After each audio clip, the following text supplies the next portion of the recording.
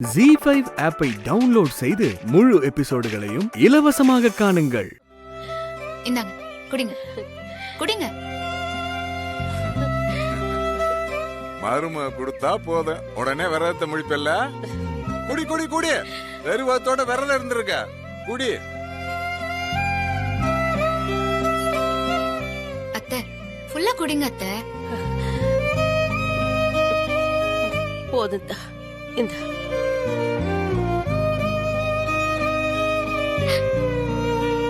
சரி. ஏத்தா, இந்த சேலை எப்படித்தா அந்த குளத்துக்குள்ள போயிருக்கும்? கச கச நீ இருந்திருக்குன்னு குளிக்க போயிருந்திருக்கோம். என்னக்கா நீ வேற, யாரோ எடுத்துட்டு போய் போட்டிருப்பாங்க, வேற எப்படி போயிருக்கோம்?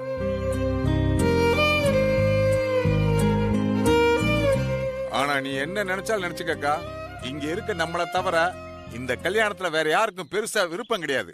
அப்ப இப்படித்தான் நடக்கும்.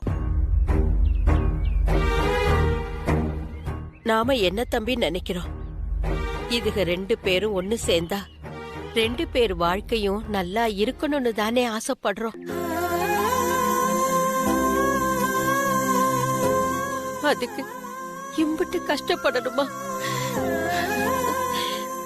என்னத்த சொல்ல?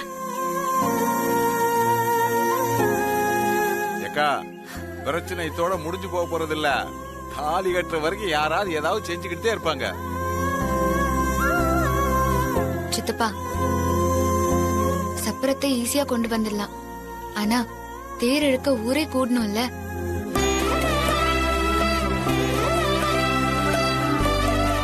தேர் திருவிழா சும்மாலாம் நடந்துராது. இந்த மாதிரி 1000 பிரச்சனையை தாண்டி தான் நடக்கும். அதெல்லாம் சரித்தாம்மா. தேரை எவனும் நடுத்தருவில் இழுத்து விடாம இருந்தா சரிதான்.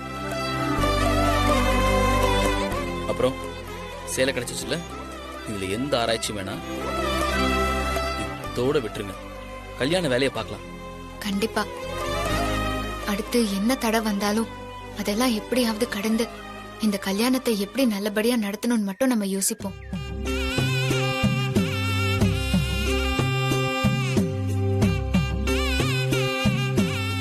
நல்லவங்களுக்கு எப்பவுமே அந்த ஆண்டவன் துணை இருப்பான். அப்புறம் என்ன, உன் மருமக சொல்லியாச்ச, அடுத்து ஆக வேண்டிய காரியத்தை பாரு. சரிடா. நான் என்னோட விலைய சொல்லணும். மிஸ்டர் ரிஷப் அவரோட விலைய 360 crores சொன்னாரு. அண்ட் என்னோட விலை 450 crores. So இந்த டீல் இன்னும் லாக் ஆகல. The highest pitch here is 450 crore. And the deal goes to Mr. Mike and Company. நிறுத்துங்க. மிஸ்டர் ரிஷப்புக்கு அவருக்கு கடைசி விலைய சொல்ல வாய்ப்பு தரப்படுது. ஏன்னா அவரு இதுல ரொம்ப இன்ட்ரெஸ்ட் காட்டியிருக்காரு. ஏன்னா அவரே ரொம்ப இன்ட்ரெஸ்டிங்கான ஆளுதான். தேங்க்யூ ராஜா. சொல்லுங்க. நான் லாஸ்டா ஒன்னு சொல்றேன். 250 crores. என்ன விளையாட்டு இதெல்லாம்? மிஸ்டர் மயங்கா இப்போ 450 crore டீல் பேசியிருக்காரு. ஆனா நீங்க 250 crore சொல்றீங்க. உங்களுக்கு தெரியும்னு நினைக்கிறேன். பீட் எப்பவுமே ஹையரா தான் போகணும், லோவர் இல்ல. எனக்கு நல்லா தெரியும், விலை எப்பயும் மேலதான் போகும், கீழே போகாது. ஆனா ராஜாவோட எண்ணம் ரொம்ப மேல போகும். என் அனுபவத்துல ராஜாவோட எண்ணம் என்ன சொல்லுதுன்னா, அவர் கிடைக்கிற டீலை விட அவர் நிம்மதியா இருக்கணும். அதுதான் அவரோட டீல். 250 கோடின்றது பேலஸோட விலை மட்டும்தான். நான் சொல்றது பேலஸ மட்டும்தான். நான் பேலஸ்குள்ள இருக்கிற ஒரு சின்ன பேலஸ நான் ராஜா பேருக்கு எழுதி வச்சிடுவேன். நான் அதை ஹோட்டலாவும் கன்வெர்ட் பண்ண மாட்டேன், என்னோட பர்சனல் யூஸ்க்கு நான் பண்ண மாட்டேன். இதை நீங்க கண்டிப்பா நம்பலாம். ராஜா, நீங்க அதை எப்ப வேணாலும் எப்படி வேணாலும் நீங்க யூஸ் பண்ணிக்கலாம். அதை பத்தி உங்களுக்கு எந்த விதமான டவுட்ஸும் வேண்டாம். அது மட்டும் இல்லாம இந்த ஹெரிடேஜ் ஹோட்டல் டீல்ல நான் உங்களுக்கு 25% ஷேரிங் உங்களுக்கு ஆஃபர் பண்றேன். இது உங்களுக்கு பெஸ்ட் ஆஃபரா இருக்கும் நான் நினைக்கிறேன். தேங்க்யூ ராஜா.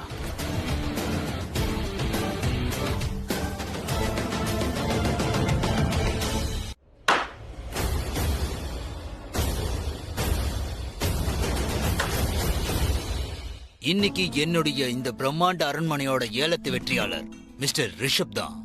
எனக்கு உங்களோட ஆஃபர் பிடிச்சிருக்கு. மன்னிச்சிருங்க ராஜா, எல்லாரையும் விட இவர்தான் 450 கோடி ரூபாய் அதிகமா சொல்லிருக்காரு. அதாவது சொல்லணும்னா மிஸ்டர் ரிஷப்போட 200 கோடி ரூபாய் மேல. இது ஒண்ணு அரசாங்க சொத்தோட ஏலம் ஒண்ணு இல்ல. இது என்னுடைய பிரம்மாண்ட அரண்மனையோட ஏலம். இது யார் பேர்ல இருக்கும், யார் இந்த ஏலத்துல ஜெயிப்பாங்க, இதை எல்லாம் நான் தான் முடிவு பண்ணுவேன். மிஸ்டர் ரிஷப், நீங்க எனக்கு கொடுத்த ஆஃபரை பத்தி உண்மையை சொல்லணும்னா அது எனக்கு வெறும் ஆஃபர் மட்டும் இல்ல, அது என்னோட வெற்றி. என் மனசு, என்னோட இந்த பிரம்மாண்டமான அரண்மனை, அதோட இந்த பிரம்மாண்ட அரண்மனையோட ஆத்மா தந்திருக்கு. அதுல என்னோட ஆத்மாவும் அடக்கும். ஆமா மயில, பெயின் கில்லர் கொடுக்குறாங்கல்ல, நல்லாவே தூக்கம் வருது. என்ன சாப்பிட்டீங்க? இன்னைக்கு தான் கண்ணில் இட்லியவே காமிச்சாங்க. ஆனா அது கூட என்னால 2-2:30 மேல சாப்பிட முடியும். ஆமா, நீ சாப்பிட்டியா? சாரி மயில. எதுக்கு ஜீவா? என்னால தானே நீ இப்போ வீடு, ஸ்டேஷன், ஹாஸ்பிட்டல்னு சொல்லி அலைஞ்சுக்கிட்டே இருக்க. ஜீவா, இப்படி எல்லாம் பேசாதீங்க. எனக்கு வச்ச குறியில நீங்க வந்து மாட்டிக்கிட்டீங்களேன்னு ஏற்கனவே நான் நொந்து போயிருக்கேன். கையிலக்கா பத்தின டென்ஷன் ஒரு பக்கம் ஓடிக்கிட்டு இருக்க. எனக்கு இருக்கிற ஒரே ஆறுதல் உங்களை வந்து பாத்துட்டு போறதுதான். நீங்களும் இந்த மாதிரி பேசி என்ன கஷ்டப்படுத்தாதீங்க. கையிலுக்கு என்னாச்சு?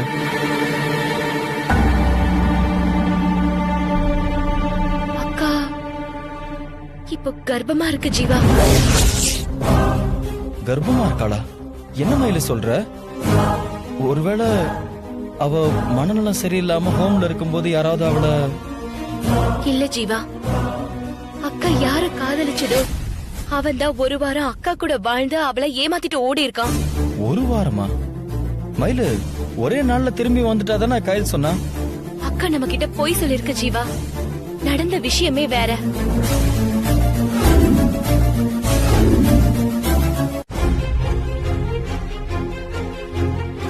மயிலு, ஆமா கயல் இப்ப எங்க இருக்கா? வீட்டுலதான் ஜீவா இருக்கா. வீட்லயா? திருட்டு கல்யாணம் நடந்த நம்மளையே ஆன்ட்டி வீட்டுல சேர்த்துக்கல, கயலை மட்டும் எப்படி சேர்த்துக்கிட்டாங்க? அதை ஏன் கேக்குறீங்க ஜீவா? அக்கா மேல இருக்கிற கோவத்துல அம்மா இனிமே நான் யார் முகத்திலயுமே முழிக்க மாட்டேன், எங்கேயாவது போய் சாகுறேன்னு அம்மா வீட்டை விட்டு கிளம்பி போயிட்டாங்க. மலரக்கா வளகாப்புக்கு ஒரு சாமியார் வந்தாருல்ல, ஆமா, அந்த சாமியார் தான் அம்மாவை கோயில்ல பார்த்து வர பௌர்ணமிக்குள்ள நல்லது நடக்கும்னு நல்ல வார்த்தை சொல்லி அம்மாவை சமாதானப்படுத்தி வீட்டுக்கு அனுப்பி வச்சிருக்காரு. பௌர்ணமிக்குள்ள சாமி என்ன நல்லது செய்ய போகுதுன்னு எனக்கு தெரியல. ஆனா அதுக்குள்ள அந்த அயோக்கியனை கண்டுபிடிச்சு அக்காவுக்கு கல்யாணம் பண்ணி வைக்கணும் ஜீவா. அப்பதான் அம்மாவை சமாதானப்படுத்தி வீட்லயே இருக்க வைக்க முடியும். அதுக்கான முயற்சி தான் இப்ப போயிட்டு இருக்கு ஜீவா. மயிலு, என்ன மயிலு இது முட்டாள்தனமான முடிவா உனக்கு தெரியல? எதை பத்தி பேசுறீங்க ஜீவா? எதை பத்தியா? கையலுக்கு அந்த அயோக்கியனே கட்டி வைக்க போறேன்னு சொல்றீங்களே, அதை பத்தி தான் பேசிட்டு இருக்கேன். அவ காதலிக்கிறதா சொல்லி கையலை ஏமாத்தி கெடுத்திருக்கான். இந்த மாதிரி அவன் எத்தனை பொண்ணோட வாழ்க்கையை கெடுத்திருப்பான்னு சொல்லிட்டு உனக்கும் தெரியாது, எனக்கும் தெரியாது. இந்த மாதிரி இருக்கும்போது அவன் தப்பானவன் தெரிஞ்சும் அவனுக்கு கையில கட்டி வைக்கிறேன்னு சொல்றியே, இதுல என்ன லாஜிக் இருக்கு?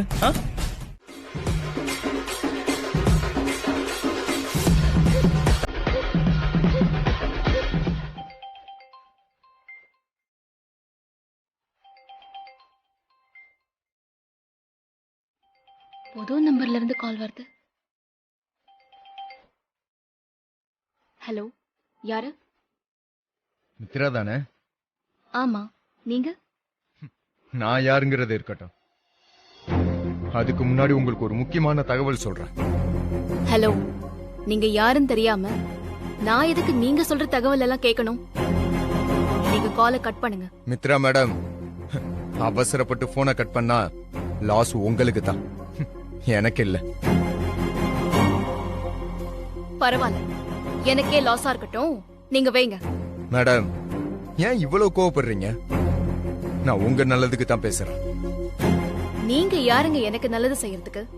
எனக்கு என் ஹஸ்பண்ட் இருக்காரு, என் ஃபேமிலி இருக்காங்க, அவங்க பாத்துப்பாங்க. உங்க பிரச்சனையே உங்க ஹஸ்பண்ட் வினய் தானே. அவர் எப்படிங்க உங்களுக்கு நல்லது பண்ண முடியும்? பரவாயில்லையே, புருஷன் எவ்வளவு எடுத்தறிஞ்சு நடந்துகிட்டாலும் அவரை விட்டு கொடுக்காம பேசுறீங்களே. ஹலோ, நீங்க யாரு? வினய் பத்தி உங்களுக்கு எப்படிங்க தெரியும்? அது மட்டும் இல்ல, அதை தாண்டி எனக்கு தெரியும் மேடம். நீங்க மட்டும் 2 நிமிஷம் கோவப்படாம இருந்தீங்கன்னா நான் எல்லா விஷயத்தையும் டீட்டெயிலா சொல்றேன். என்ன மேடம், சொல்லட்டுமா இல்ல கட் பண்ணட்டுமா? சொல்லுங்க. உங்களுக்கு கதையை ஆரம்பத்துல இருந்து சொன்னா உங்களுக்கு போர் அடிக்கும். அதனால இன்ட்ரெஸ்டிங்கான பாயிண்ட்ல இருந்து சொல்றேன். வினை மறுபிறவி எடுத்து வந்தது உங்களுக்கு பெரிய சந்தோஷம்னா அதை விட சந்தோஷம் நீங்க கன்சீவ் ஆனது. ஆரம்பத்துல வினை உங்களை தலைமையில தூக்கி வச்சு கொண்டாடினா நீங்களும் உங்க குடும்பமும் ரொம்ப பெரிய சந்தோஷத்துல இருந்தீங்க.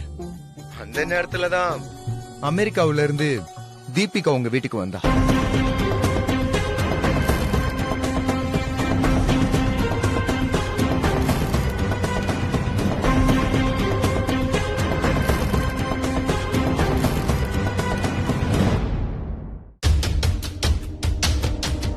என்ன மேடம், நான் சொன்னதெல்லாம் உண்மைதானே? உண்மைதான். ஆனா சரி, இப்ப நான் எதுக்கு உங்களுக்கு கால் பண்ணன்ற விஷயத்த சொல்றேன். நீங்க இப்ப நிம்மதி இல்லாம இருக்கீங்கன்னா அதுக்கு முழுக்க முழுக்க காரணம் வினைதான். வினை மட்டும்தான். உங்க மேல அவ்வளவு அன்பு புரிஞ்சிட்டு இருந்த வினை திடீர்னு ஏன் இப்படி மாறினா? எல்லாம் அந்த சதிகார தீபிகானாலன்னு நீங்க நினைக்கலாம். ஆனா அத மட்டும் வச்சு அவங்க ஒன்னா வாழ்வாங்களான்னு தெரியல. ஆதிராவுக்கு 18 வயசு ஆயிடுச்சு. திருமாறன் கூட சேர்ந்து வாழணுமான்றத ஆதிரா தான் முடிவு பண்ணணும். ஆனா ஒண்ணு சாரதா, நீ ஆதிராவோட கல்யாண பேச்ச இவ்வளவு அவசரமா எடுத்திருக்க வேண்டாம்.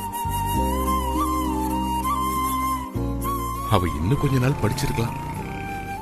சரி விடு, பரவாயில்ல, எல்லாம் நடந்து முடிச்சு போச்சு. ஆமாங்க, எல்லாம் என்னாலதானே.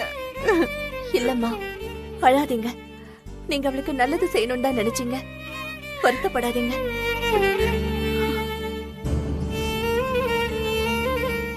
நம்ம கொஞ்சம் அவசரப்பட்டு வந்துட்டோமோன்னு எனக்கு யோசனையா இருக்குமா. நம்ம கூட சண்டை போட்டு நமக்கும் உரிமை இருக்குன்னு அங்கே இருந்திருக்கணும். ஆமா அத்த, அவங்க கோர்ட்ல கேஸ் போட்டிருந்தா கூட கேஸ் முடிஞ்சு ஜெயிச்சு வர்றதுக்கு எத்தனையோ வருஷம் ஆயிருக்கும். அது வரைக்கும் நாம அங்கேயே இருந்திருக்கலாம். இப்படி குழந்தைங்களை கூட்டிட்டு இந்நேரத்துக்கு நடுத்தருக்கு வந்திருக்க வேணாம். நீங்க அவசரப்பட்டு முடிவெடுத்துட்டீங்களோன்னு எனக்கு தோணுதத்த.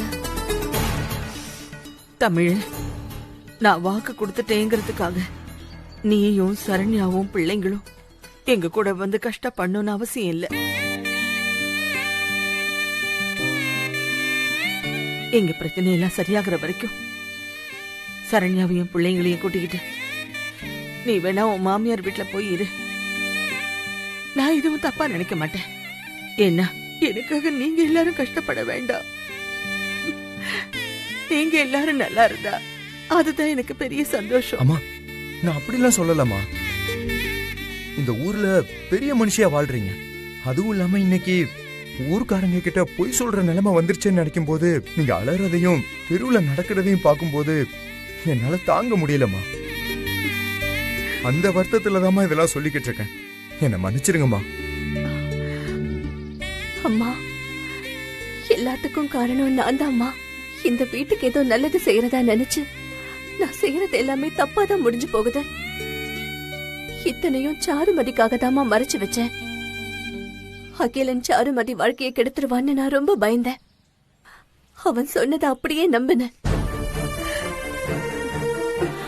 சின்ன பொண்ணா இருந்தாலும் ஆதிரா சாருமதிய புரிஞ்சுக்கிட்டு என்கிட்ட எடுத்து சொன்னாமா.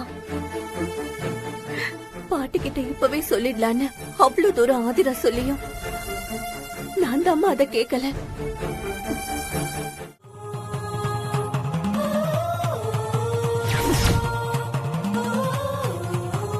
இந்த குங்குமத்தை கொண்டு போய் அந்த பையனோட நெத்தியில வச்சு விடு. இது உங்க மோதிரம் தானே? இந்த மோதிரம் இனிமே உனக்கு தான் சொந்தம். இத நீயே வச்சுக்கோ மாறி.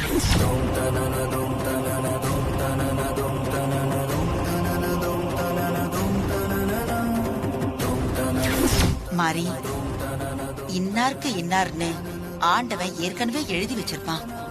அதை யாராலையும் மாத்த முடியாது. உனக்கு சூர்யா, சூர்யாவுக்கு நீங்கிறது அந்த கடவுள் போட்ட முடிச்சு.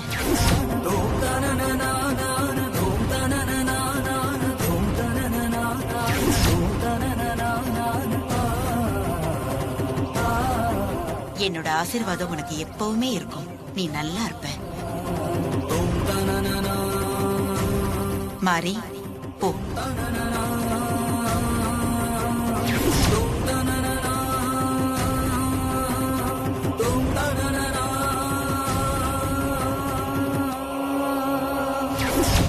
ஆனா இங்க யாரும் என்ன வீட்டுக்குள்ள விட மாட்டேங்கிறாங்கம்மா. நான் எப்படி அவரை காப்பாத்துறது? இந்த வீட்டோட மருமக நீ. உனக்கு ஆர்த்தி எடுக்காம எப்படி இந்த வீட்டுக்குள்ள உன்னை கூட்டிட்டு போவாங்க? கவலைப்படாத, நான் வந்துட்டேன்ல. நான் ஆர்த்தி எடுத்து உன்னை இந்த வீட்டுக்குள்ள கூட்டிட்டு போறேன்.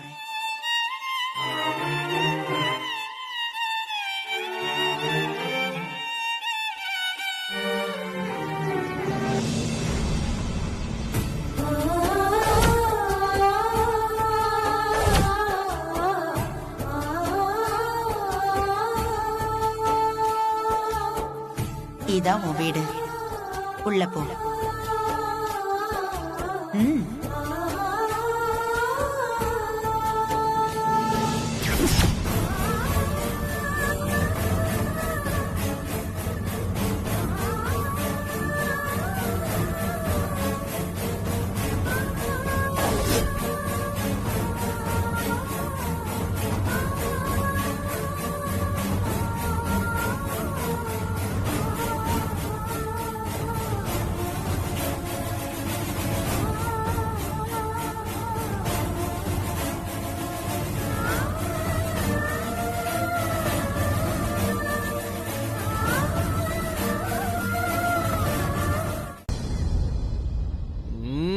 ஆஹா ஆஹா ஆஹா, இவ்ளோ டேஸ்டா சமைக்க இந்த ஊர்ல யாராலயே முடியாது.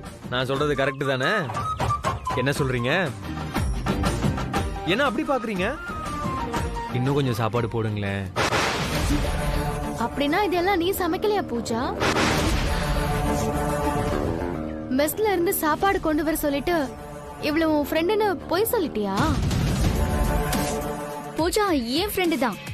சாப்பாடு எல்லாமே அவதான் பண்ணா.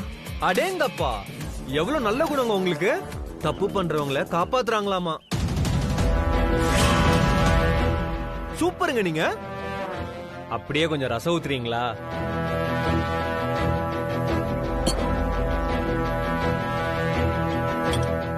உனக்கு பதிலா யாரு சமைச்சாங்களோ அவங்களே ஊத்துனா நல்லா இருக்கும்.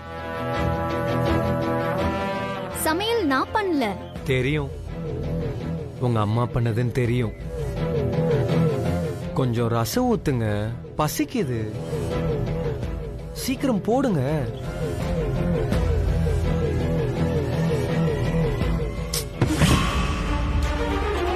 இப்ப நான் சாப்பிடவா இல்ல எந்திரிச்சு போவா?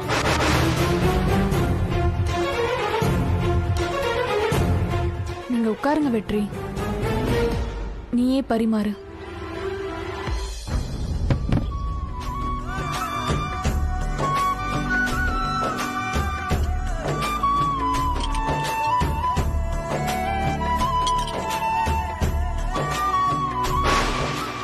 ஆஹா ஆஹா, என்ன டேஸ்ட், என்ன டேஸ்டுங்க. இந்த டேஸ்ட் சமைச்சவங்க கைப்பக்குவமா இல்ல பரிமாறினவங்க கைப்பக்குவமான்னு எப்படிங்க கண்டுபிடிக்கிறது? என்ன ருசி, என்ன ருசி. வரே வா. பூஜா, சாப்பாடுனா இப்படி இருக்கணும். இனிமே இப்படி சமைக்க கத்துக்கோ, புரியுதா?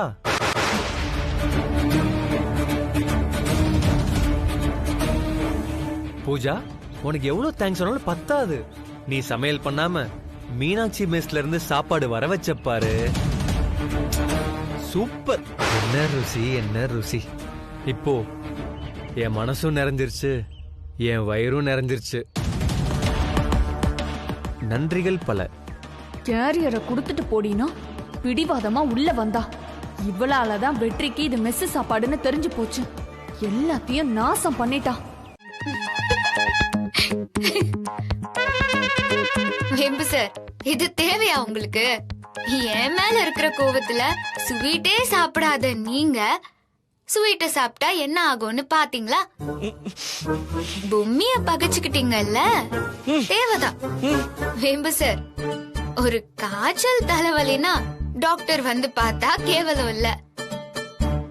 ஆனா வாயில ஹல்வா மாட்டிக்கிச்சு அப்படின்னு வந்து பார்த்தா அது எவ்வளோ பெரிய கேவலம்னு யோசிச்சு பாத்துக்கங்க. அதுவும் என்னடா நியூஸே கிடைக்கலன்னு அலையறவங்களுக்கு வாயில ஹல்வா ஸ்பூன் மாட்டிக்கிச்சுன்னு திடீர்னு நியூஸ் வந்தா ஆச்சரியப்படுறதுக்கு ஒண்ணும் இல்ல. இப்போ என்ன சொல்றீங்க? நானே எடுத்து விடவா?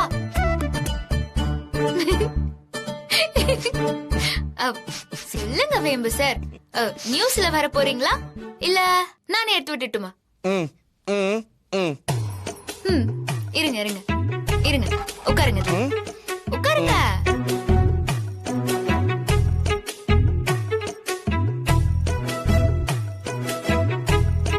ஸ்பூனை நான் தொட்டு எடுத்தா வாயில காயமானாலும் ஆயிடும். அதனால நீங்களே துப்பிடுங்க.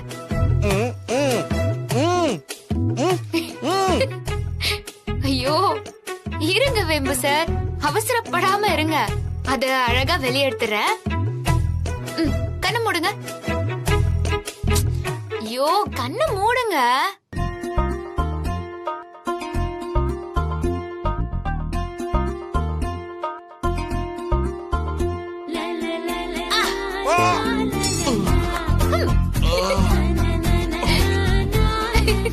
என்னாச்சு? எதுக்கு கத்துன சித்? எப்படி இல்ல எப்படி பொம்மை எடுத்த? தெரிஞ்சுக்கணுமா? அவசியமா தெரிஞ்சுக்கணுமா? ஆமா சொல்லு. அதாவது அல்வா வாயில இருந்துச்சுன்னா அவங்க கிட்ட போய் இப்படி இழுக்கணும். இப்ப புரியுதா எப்படி எடுத்தேன்னு? இப்படி ஆனதும் அல்வா டபுக்குன்னு வெளியே வந்துச்சு.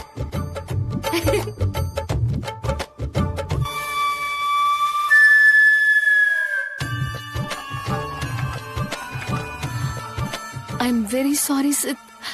இப்படிலாம் ஆகும்னு நான் நினைக்கவே இல்ல. ஐயோ தமனா, உனக்கு எல்லாம் வேண்டாத வேலை. நீதான் எப்ப பார்த்தாலும் பொம்மி பொம்மின்னு அவளை தலையில தூக்கி வச்சுட்டு ஆடுற. அவ என்ன தப்பு பண்ணாலும் நீ அவளுக்கு தான் சப்போர்ட் பண்ற. நான் சீண்டுனா சீர்ற சாதா நாகம் இல்லடி, பார்த்தாலே பதற வைக்கிற ராஜ நாகம். கடிச்சா இல்ல, நான் பார்த்தாலே விஷம்தான். என்ன எதிர்த்த உன்னை இந்த குடும்பத்தை எல்லாம் அழிச்சு நான் நினைச்சதை அடையாம விட மாட்டேன். பூமிகா, நீ ராஜனாகும்னா நான் ராஜாளி கழுகு. 1000 அடி ஒசரத்துல பறந்தாலும் அப்படிங்கிற நேரத்துல தரைக்கு வந்து அடிச்சு தூக்கிட்டு போயிட்டே இருப்பேன். அதனால என்கிட்ட உன் வேலையெல்லாம் காட்டாத. வரட்டா?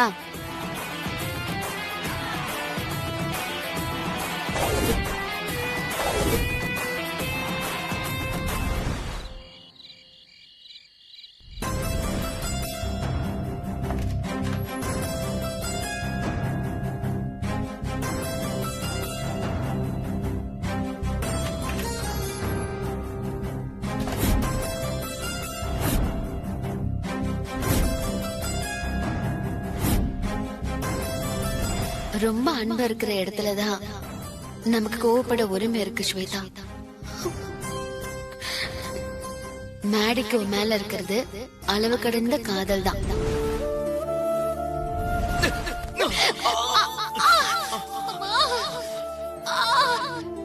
வலி தாங்க முடியல. நீ வந்து பெட்ல உட்காரு, நான் உனக்கு ஆயின்மெண்ட் தடவி விடுறேன். உட்காரு மெதுவா.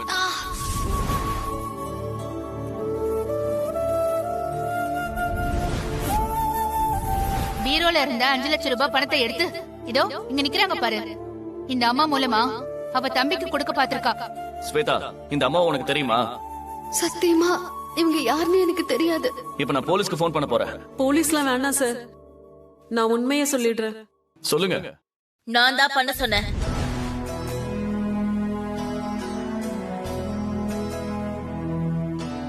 மேடிக்கு என் மேல இருக்கிற கோவத்தை விட அதிகமா பாசம் தான் இருக்கு. அதான் மேடி எனக்கு ஒரு ஆபத்துன உடனே அதை தாங்கிக்க முடியாம வந்து என்ன காப்பாத்திட்டாரு.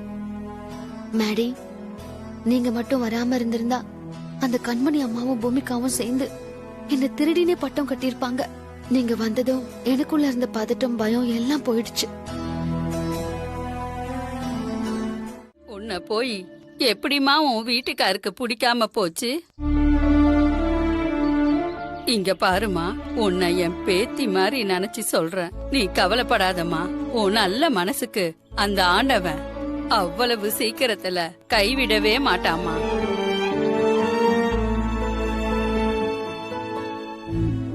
இந்த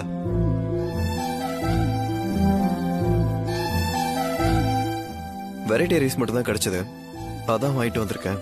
போய் சாப்பிடு. நீங்க சாப்பிட்டீங்களா? எனக்கு பசிக்கல, நான் ஜூஸ் குடிச்சிட்டேன். நீ சாப்பிடு. இல்லங்க, எனக்கும் இப்ப பசி இல்ல. பசிக்கிறப்போ சாப்பிட்டுக்கிறேன். அதுக்குள்ள ஹியரிங் கூப்பிட்டுருவாங்க, டைம் இருக்காது. அதனால சாப்பிட்டுரு. பாரு, மனசுல எவ்வளவு குறை இருந்தாலும் வயித்துல காட்டக்கூடாதுமா. அதான் சாப்பிட நேரம் ஆச்சுல, சாப்பிடுமா. பாட்டி, நீங்க சாப்பிட்டீங்களா? நான் இப்பதாம்மா சாப்பிட்டு வந்தேன். சாப்பிடுமா.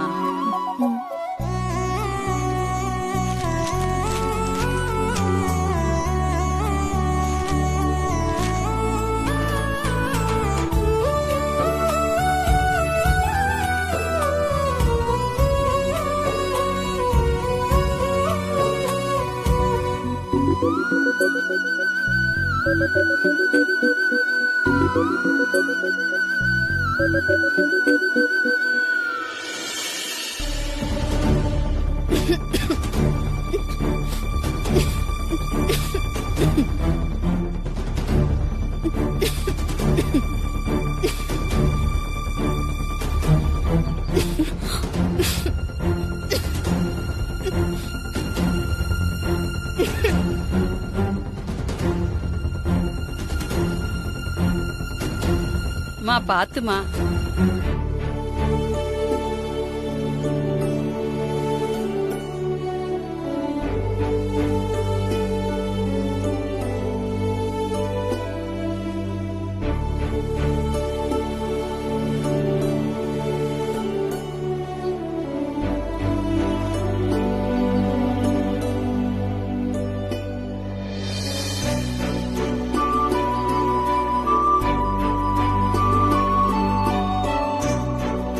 தம்பி, நீ யாரோ எவரோன்னு எனக்கு தெரியாது. ஆனா என் மனசுல பட்டதை நான் சொல்றேன். கிரிட்டிக்கலா ஃபீல் பண்ணீங்கன்னா ஃபோன் பண்ணுங்க, உடனே வரேன். சரி, அப்ப நான் புறப்படுறேன். சரிங்க டாக்டர். ஆமா, இந்த குழந்தையோட பேரண்ட்ஸ் யாரு? நான் தான். அப்படி இல்ல, குழந்தைய நாங்க தத்தெடுத்திருக்கோம். அப்படியா? அவன் சின்ன வயசுலயே குழந்தை பிறந்த உடனே அம்மா இறந்துட்டாங்க. ஓஹோ, அப்ப அப்பா எங்க? நான் தான் டாக்டர். நாங்க 2 பேரும் சேர்ந்துதான் குழந்தைய தத்தெடுத்து வளர்க்கிறோம். ஓ, அப்படியா? ஆமா டாக்டர். அதுக்கு இல்ல, குழந்தையோட ஓன் பேரண்ட்ஸ் இருந்தா அவங்கள யாருக்காவது இந்த பிளட் குரூப் இருந்தா அவங்களுக்கும் இதே டெஃபிஷியன்சி இருக்கான்னு தெரிஞ்சுக்கிறதுக்காக கேட்டேன். ஒருவேளை அவங்களுக்கும் இப்படி இருந்து ட்ரீட்மெண்ட் எடுத்திருந்தா அந்த ப்ரொசீஜரையே இவனுக்கும் ஃபாலோ பண்ணலாம்ல. சேம் பிளட் குரூப்ங்கிறதால இன் கேஸ் ஆஃப் எமர்ஜென்சியா இருந்தா பிளட் கிடைக்கிறது ரொம்ப ஈஸியா இருக்கும்.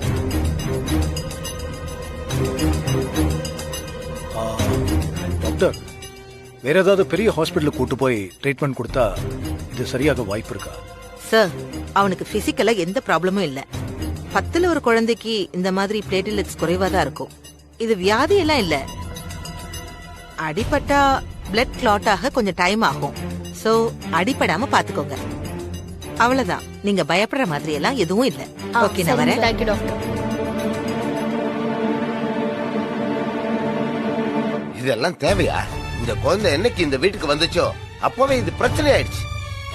இப்ப அவனுக்கும் உடம்புல ஏதோ வியாதியாமே. ஐயோ தாத்தா, பச்சை குழந்தை தாத்தா, அது ஏன் இப்படி எல்லாம் பேசுறீங்க? நீ கொஞ்சம் அமைதியா இருக்கியா? இந்த குடும்பத்தோட வாரிசை நீ சுமந்துகிட்டு இருக்க. நாளைக்கு அவனுக்கு எதிராக வளர்ந்து நிக்க ஒருத்தர உன் அத்தை வளர்த்துக்கிட்டு இருக்கா. இதெல்லாம் உனக்கு புரியுதா இல்லையா? தாத்தா எதுக்கு இப்ப இப்படிலாம் கம்பேர் பண்ணி பேசிட்டு இருக்கீங்க? நாயும் நரியும் தொட்டில எல்லாம் ஒன்னாதான் தெரியும். அது வளர வளரதான் அதோட உண்மையான குணம் தெரியும். அப்படித்தான் அவன் பிறப்புலயே அவ்வளவு பிரச்சனை வச்சிருக்கான். இவன் வளர்ந்து வந்து இந்த குடும்பத்துக்கு எவ்வளவு பிரச்சனை பண்ண போறான்னு தெரியும்.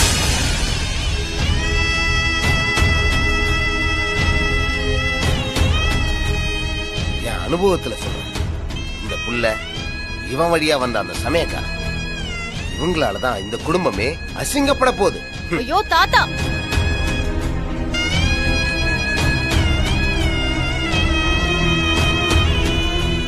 சார் தாத்தா எப்பவுமே இப்படிதான் ஏதாவது கற்பனையா வாய்க்கு வந்ததெல்லாம் பேசுவாரு. எதையும் நீங்க மனசுல வச்சுக்காதீங்க சார்.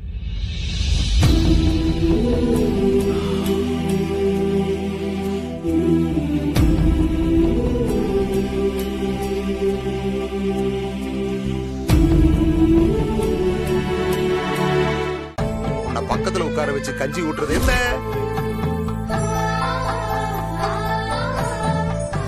வேலைக்கு மருந்து மாத்திரம் கொடுக்கறது என்ன?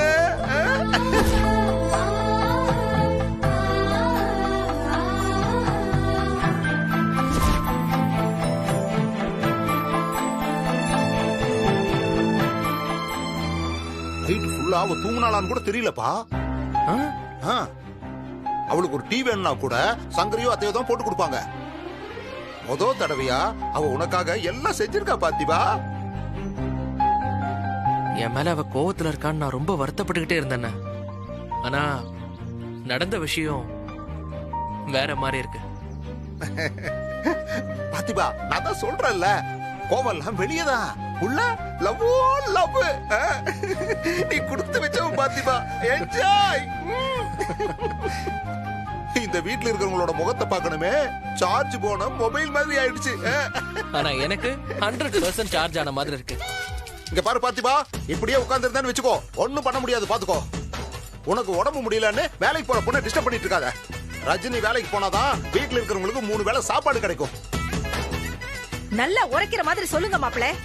அப்பவாவது மண்டையில ஏறுதானே பாப்போம். அதான் சொல்லிக்கிட்டு இருக்கேன்.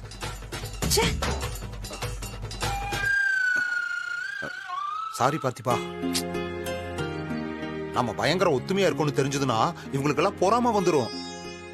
அதனால அவங்க எதிரில நான் கொஞ்சம் அப்பப்போ உன்னை பிடிக்காத மாதிரி நடந்துக்கிறேன். நீ தப்பா எடுத்துக்காத என்ன? அதெல்லாம் ஒண்ணும் இல்ல. சரி பார்த்திபா, அப்ப நான் கிளம்புறேன்.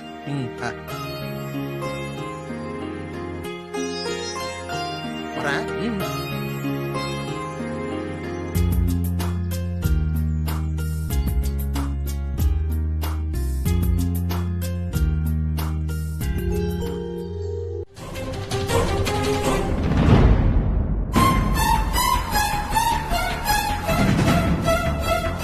சந்தோஷ், என்ன வேணாலும் சொல்லு. என்ன இன்னும் கொஞ்ச நேரத்துல நீ விழுந்து விழுந்து அழப்போறத பார்த்து நான் ரசிக்க போறேன்.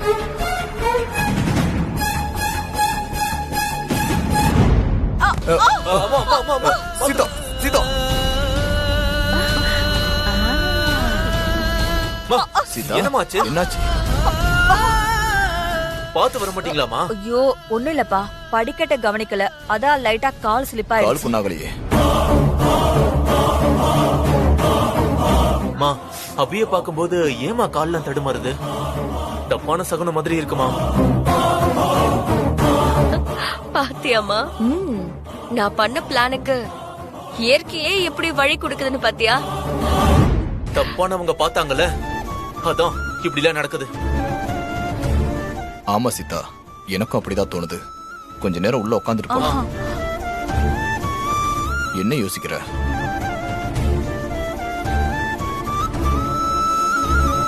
அதெல்லாம் ஒண்ணும் வேண்டாங்க, ஏற்கனவே லேட் ஆயிடுச்சு. அது மட்டும் இல்லாம அபிய பார்க்க போறது எப்படி தப்பான சகுனமா இருக்கும். சந்தோஷ், நீ போய் குடிக்க தண்ணி எடுத்துட்டு வாப்பா. சரிம்மா. நீ உட்கார் சீதா. ஸ்ரீஜா, அந்த சந்தோஷ் நம்மள தாண்டி தப்பான சகுனம்னு சொல்றான். அவன் சொன்னா சொல்லிட்டு போட்டுமா.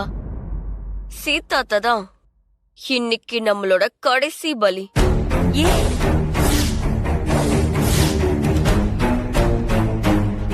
ஒண்ணு இல்லங்க,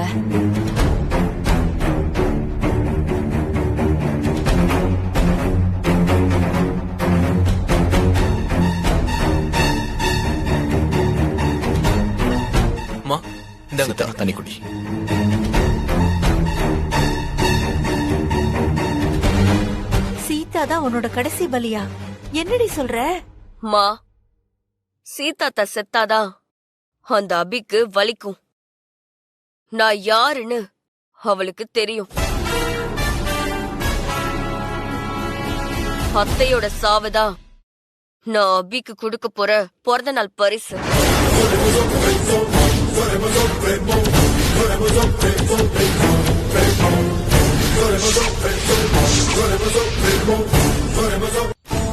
போதுமாமா? ஏந்திரிச்சிங்களா? சரி கிளம்பலாம் வாங்க. வாங்க போலாம். பாத்து வலி ஒண்ணு இல்ல. ஆஹா இல்ல பரவாயில்ல. என்னையா சந்தோஷ் நீ அசிங்கம்னு சொல்ற? இன்னைக்கு நீ உங்க அம்மாவுக்கு பால் ஊத்த போற. என்ன ஸ்ரீஜா அபிய பழி வாங்கறதுக்கு சீதாவை கொல்ற அளவுக்கு துணிஞ்சிட்டா? இன்னைக்கு என்ன நடக்க போகுதுன்னு ஒண்ணும் புரியலையே.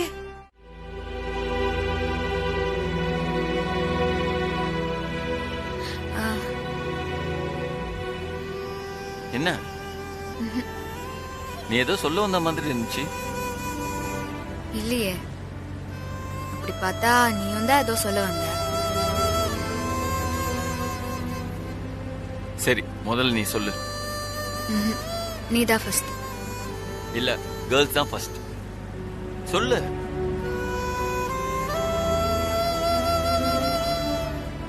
இல்ல இனிமே பிராக்டிஸ் பண்ணக்கூடாதுன்னு டாக்டர் சொன்னதையும் மீறி நம்ம போயிட்டு இருக்கோமே, அதான் சொல்ல வந்தேன். டாக்டர் ஒன்னும் தப்பா சொல்ல, அவங்க உடம்பு கண்டிஷன் வச்சு சொல்றாங்க. ஆனா மனசை பத்தி அவங்களுக்கு தெரியுமா? என் ரவுடி பேபியோட மனசு யானை பலம் உள்ளது. அது எனக்கு மட்டும்தான் தெரியும்.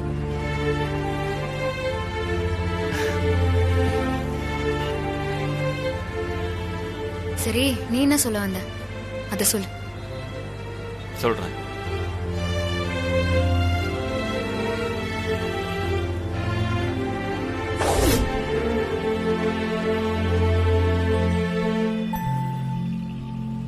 எது கார் நிறுத்தின? அங்க பாரு.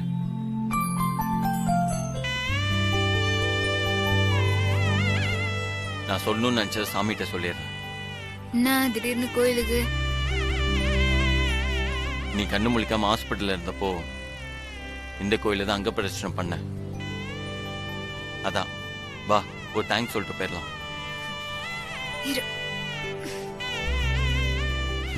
ரவுடி பேபி, சரி நீ சிரமப்படாத, நான் மட்டும் போய் கும்பிட்டு வந்துடுறேன்.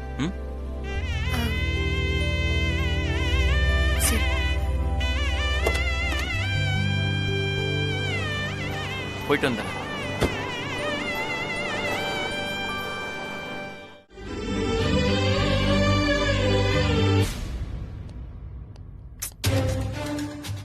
டேய், உன்னை யாரா கூட்டு வந்து பிரைவேட் ஆஸ்பத்திரியில சேர்க்க சொன்னது? இப்ப பாரு எவ்வளவு பணம் கட்ட சொல்றாங்கன்னு. அப்படிலாம் முடிவு பண்ணி செய்யல. ஆம்புலன்ஸ்க்கு ஃபோன் பண்ணோம், அவங்க நேரா இங்க கூட்டிட்டு வந்துட்டாங்க. அப்பா இருந்த நிலைமையில நாங்க அதை பத்தி யோசிக்கிற நிலைமையில இல்லன்னு. இந்த ஆம்புலன்ஸ்காரங்க எப்பவுமே இப்படிதான். பிரைவேட் ஹாஸ்பிட்டல் 1000-2000 எக்ஸ்ட்ரா கிடைக்குதுன்ட்டு ஜிஹெச்சுக்கு போகாம ஸ்ட்ரெயிட்டா இங்க கூட்டு வந்துருவாங்க. இந்த ஹாஸ்பிட்டல்காரங்க சும்மா இல்லாம இந்த நோய் இருக்கு அந்த நோய் இருக்குன்ட்டு பில்ல கூட்டிட்டு போயிட்டே இருப்பாங்க. நாமளும் வேற வழி இல்லாம பணத்துக்கு தேவையில்லாம அலைஞ்சிட்டு இருக்கோம். இந்த பாருண்ண, நீ யோசிக்கிற அளவுக்கு எங்களால யோசிக்க முடியாதுண்ணே. எமர்ஜென்சி, அப்பா உயிரை எப்படியாவது காப்பாத்தி ஆகணும். பக்கத்துல இருக்கிற ஏதாவது ஒரு நல்ல ஹாஸ்பிட்டல் கூட்டிட்டு போங்கன்னு சொன்னேன். அந்த சிச்சுவேஷன்ல வேற என்ன செய்ய முடியும்? இப்படி யோசிக்காம கூட்டு வந்து சேர்த்தா இப்ப நான் என்ன பண்ண முடியும்? இப்ப நான் பணத்தை கட்டணுமா? என்னால முடியாது, நீயே பணத்தை கட்டு.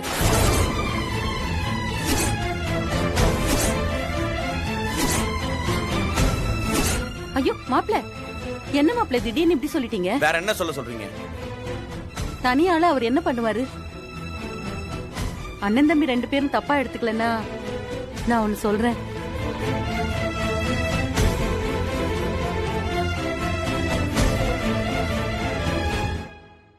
நம்ம வீட்டு பக்கத்துலயே கவர்மெண்ட் ஹாஸ்பிட்டல் இருக்கு. இதை விட எல்லா வசதியும் அங்க இருக்கு.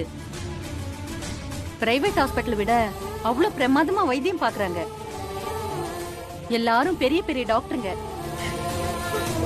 இங்க இருக்கிறத விட எல்லா மிஷினும் அங்க இருக்கு. நீங்க 2 பேரும் அது கொஞ்சம் யோசிச்சு பாருங்களேன்.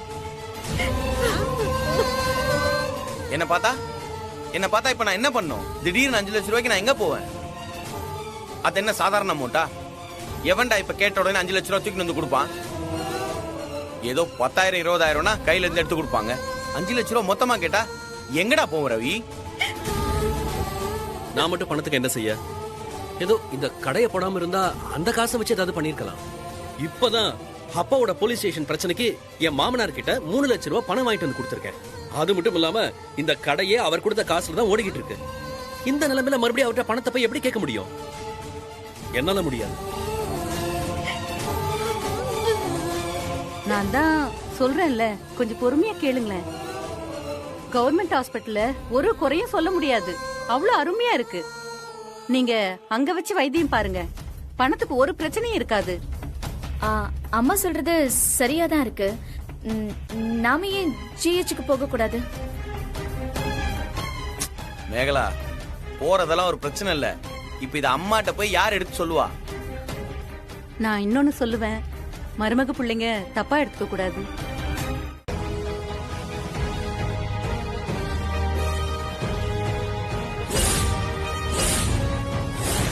அது என்ன போட்டோன்னு பார்க்கணுமே. சஞ்சய் மா கொடு. இந்த இந்தாங்க ஆண்டி.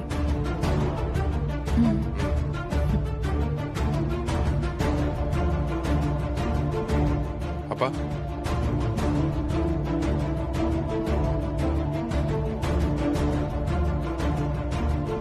வித்யா, ஜலதோஷம் பிடிச்சிருக்குன்னு சொன்னல, நீ முகத்துல துணியை கட்டிக்கோ. ஐ திங்க் இது எடுத்து 2 வருஷம் ஆயிருக்கும்ல. விஜய், கரெக்டா அம்மா. இவங்க எல்லாரும் சாப்பிடுறதுக்கு ஏற்பாடு பண்ணிடு. சரிங்கம்மா. அப்படியே இவங்களுக்கு என்ன வேணும் ஏதுன்னு கேட்டுக்க. சரிம்மா.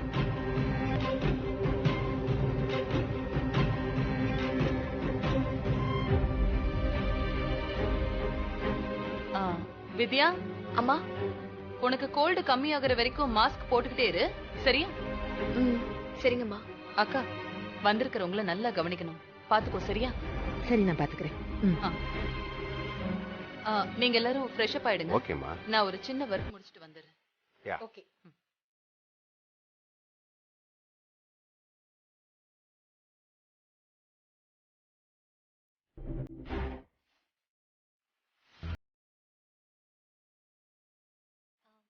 உள்ள வாங்க கார்த்திக்.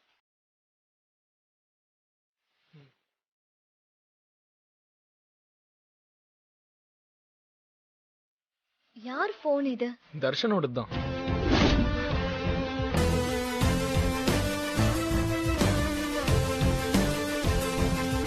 இது கிடைச்சா உங்க பிரச்சனை சரியாயிடும்னு சொல்லி ஃபீல் பண்ணிட்டு இருந்தீங்கல்ல, அதான் அவனை தட்ட வேண்டிய விதத்துல தட்டி போனை பறிச்சுட்டு வந்துட்டேன். இனிமே அவனால உங்களுக்கு எந்த பிரச்சனையும் வராது. அவன் உங்க பக்கமே வரமாட்டான். எனக்கு என்ன சொல்றதுன்னே தெரியல கார்த்திக். ரொம்ப தேங்க்ஸ். ஏங்க, ஃப்ரெண்ட்ஸ்னு சொல்லிட்டு தேங்க்ஸ் எல்லாம் சொன்ன எப்படி? கண்ணை தொடச்சுக்கோங்க. யாராவது பார்த்தாங்கன்னா என்னால தான் நீங்க அழுவுறீங்கன்னு என்ன தப்பா நினைப்பாங்க. அப்புறம் என் வேலை போயிடும்.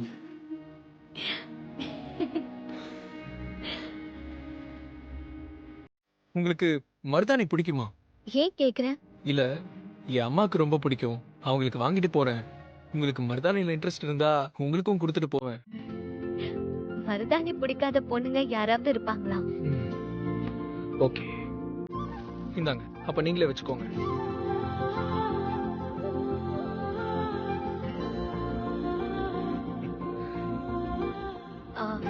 உங்க அம்மாக்கு? அத நான் போற வழியில பறிச்சுக்கிறேன். அப்புறம் எல்லாம் வாடுறதுக்குள்ள அரைச்சு வச்சுக்கோங்க, அப்பதான் நல்லா செவக்கும். சரி, ஓகே, பாய். பாய்.